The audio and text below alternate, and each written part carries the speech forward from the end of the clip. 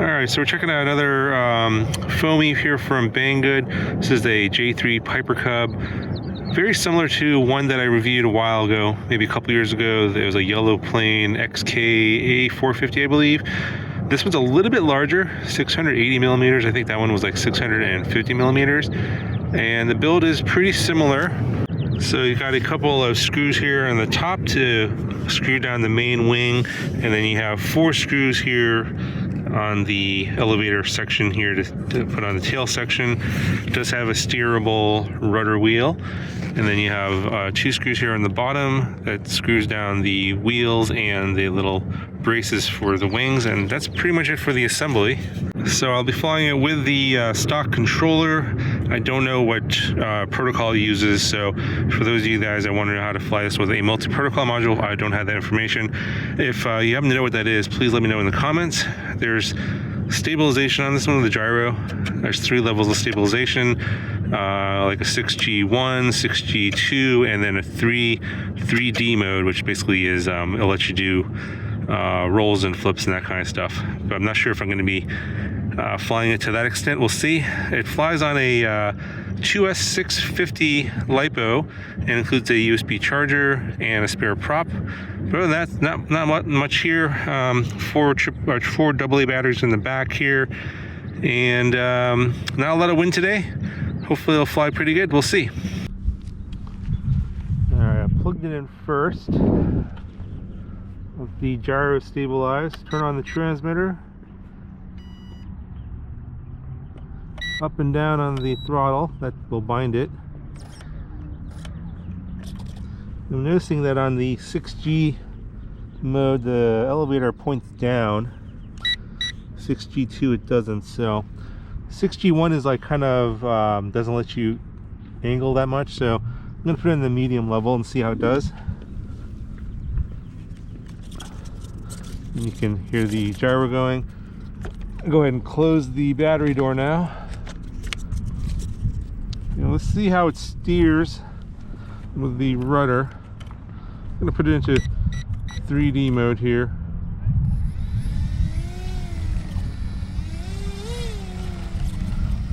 It does steer. This is not a good surface to take off on, so I'm going to hand launch it, but it does have a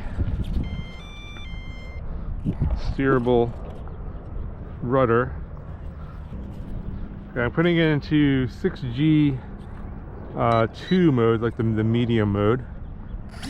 See how the full throttle feels. Pretty good power. Alright, let's see how it does.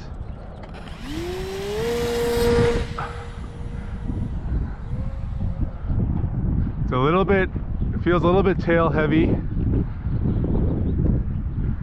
going into the wind there.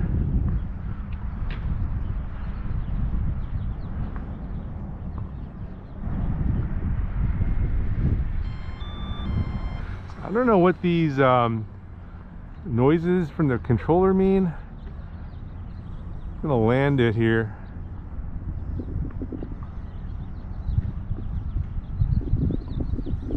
I'm gonna try and fix the CG here.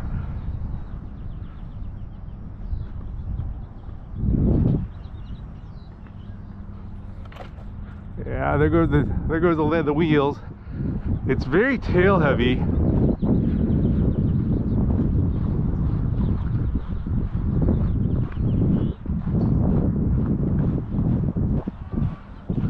Alright, so we lost the springs. This popped off.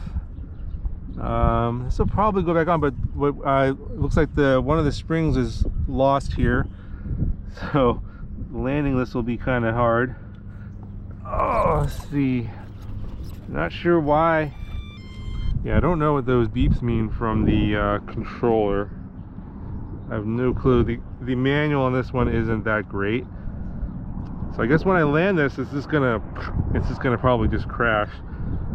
I don't know. Let's see here. Let me try and trim the elevator, because it's obviously very tail heavy. Let's see how that does. No wheels. This is I'm not so sure this is going to work out so good. I think the prop might break on the landing. All right. Yeah,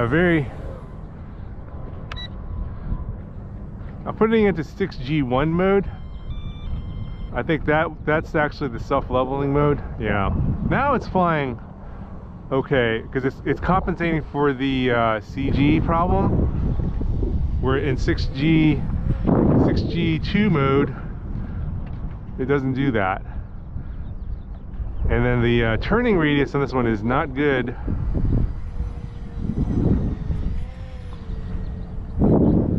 I'm a full elevator or full rudder on that turn there and full aileron.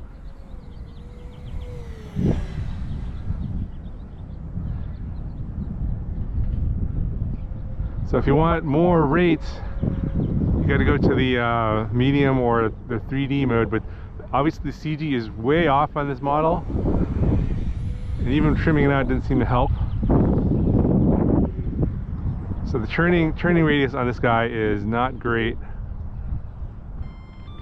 I have no idea what the beeping means. It's probably like a timer or something.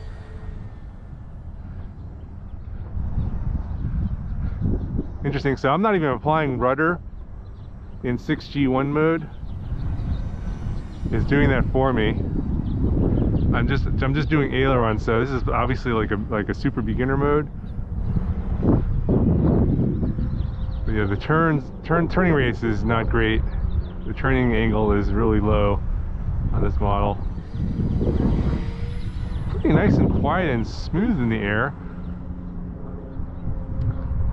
I just wish that they put a bigger battery in this. Maybe with a bigger 2S battery, the CG will be better. And then you could fly in the other modes, but out of the box like this, it doesn't fly great at all.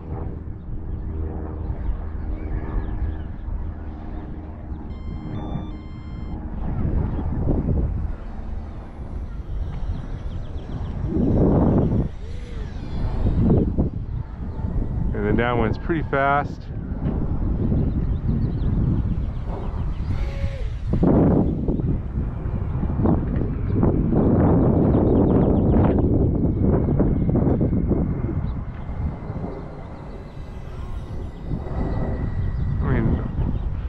In this mode where it's basically flying it for you, maintaining that elevator position for you, it looks okay in the air, but once you put it into the manual mode, you really need to have proper CG on this plane to fly in the other modes, so I'm not going to bother.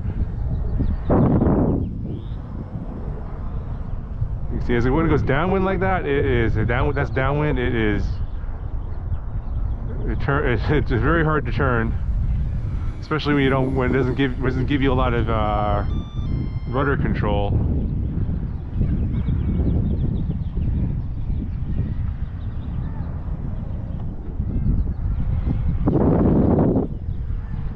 Gotta turn quickly here.